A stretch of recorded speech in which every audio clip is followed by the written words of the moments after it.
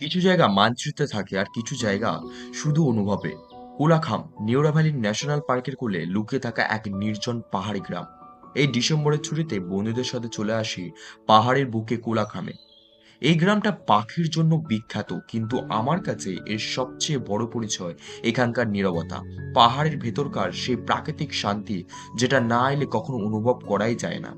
সকালে ঘুম থেকে উঠে জানালা খুলে দেখি পরিষ্কার আকাশ, আর তার সাথে কাঞ্চনজঙ্ঘা যেন আমাদের জন্যই অপেক্ষা করছিল। তারপর গরম চায়ে এক চুমুক নিতে নিতে চোখের সামনে ভেসে ওঠে পাহাড়ের নিঃশব্দ সকাল, যেটা শব্দে বোঝানো যায় না। এখানকার আবহাওয়া নিমিষেই বদলে যায়। এরপর আমরা চলে যাই ছাঙ্গে ওয়াটারফলসে। এই জায়গাটা একটু আলাদা, কারণ এখানে যেতে হলে তোমাকে ফিটনেস পরীক্ষা দিতেই হবে। অনেকটা নিচে নামতে হয় জলপ্রপাতের কাছে পৌঁছাতে গেলে। কিন্তু সামনে গিয়ে যখন ওই অপূর্ব জলপ্রপাতটা দেখবে, এক মুহূর্তেই সব ক্লান্তি হারিয়ে যাবে। আর ঠিক উল্টো দিকে তাকালেই আবার সেই কাঞ্চনজঙ্ঘা, একই প্রেমের জলপ্রপাত আর পাহাড়। এটা শুধু দৃশ্য নয়, এটা একটা অনুভব।